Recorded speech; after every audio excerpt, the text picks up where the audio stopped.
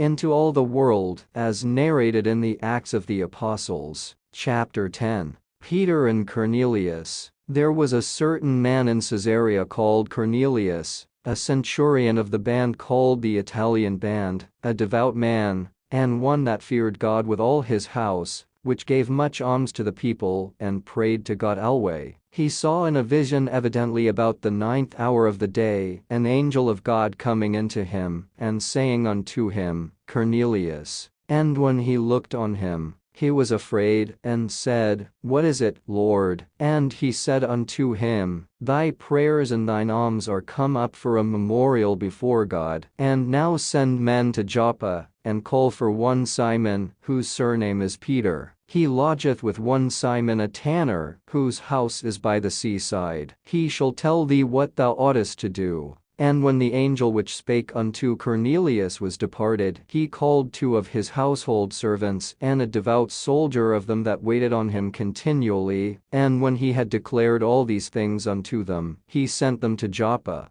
On the morrow, as they went on their journey, and drew nigh unto the city, Peter went up upon the housetop to pray about the 6th hour, and he became very hungry, and would have eaten. But while they made ready, he fell into a trance, and saw heaven opened and a certain vessel descending unto him, as it had been a great sheet knit at the 4 corners, and let down to the earth, wherein were all manner of 4-footed beasts of the earth, and wild beasts, and creeping things, and fowls of the air. And there came a voice to him, Rise, Peter, kill, and eat. But Peter said, Not so, Lord, for I have never eaten anything that is common or unclean. And the voice spake unto him again the 2nd time, What God hath cleansed, that call not thou common. This was done thrice, and the vessel was received up again into heaven. Now while Peter doubted in himself what this vision which he had seen should mean, behold, the men which were sent from Cornelius had made inquiry for Simon's house, and stood before the gate, and called, and asked whether Simon, which was surnamed Peter, were lodged there. While Peter thought on the vision, the Spirit said unto him, Behold, 3 men seek thee. Arise therefore, and get thee down, and go with them, doubting nothing, for I have sent them. Then Peter went down to the men which were sent unto him from Cornelius, and said, Behold, I am he whom ye seek. What is the cause wherefore ye are come? And they said, Cornelius the centurion, a just man, and one that feareth God, and of good report among all the nation of the Jews, was warned from God by an holy angel to send for thee into his house, and to hear words of thee. Then called he them in, and lodged them. And on the morrow Peter went away with them, and certain brethren from Joppa accompanied him. And the morrow after they entered into Caesarea, and Cornelius waited for them, and had called together his kinsmen and near friends. And as Peter was coming in, Cornelius met him, and fell down at his feet, and worshipped him. But Peter took him up, saying, Stand up, I myself also am a man. And as he talked with him, he went in, and found many that were come together. And he said unto them, Ye know how that it is an unlawful thing for a man that is a Jew to keep company, or come unto one of another nation. But God hath shewed me that I should not call any man common or unclean. Therefore came I unto you without gainsaying, as soon as I was sent for. I ask therefore for what intent ye have sent for me. And Cornelius said, 4 days ago I was fasting until this hour, and at the 9th hour I prayed in my house, and behold, a man stood before me in bright clothing, and said, Cornelius, thy prayer is heard,